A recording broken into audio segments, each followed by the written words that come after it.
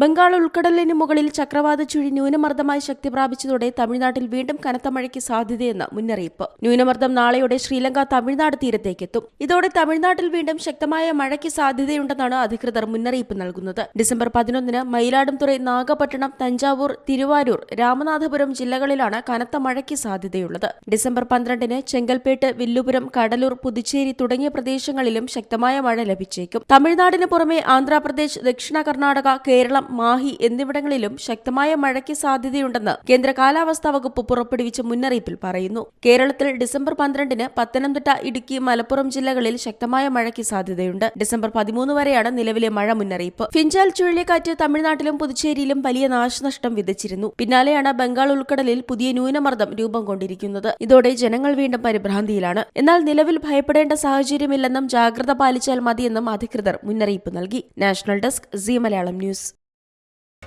പുതിയ വാർത്തകളും വിശേഷങ്ങളും ഇനി വിരൽ തുമ്പിൽ. എല്ലാ ഡിജിറ്റൽ പ്ലാറ്റ്ഫോമുകളിലും ഇപ്പോൾ സി മലയാളം ന്യൂസ് ലഭ്യം.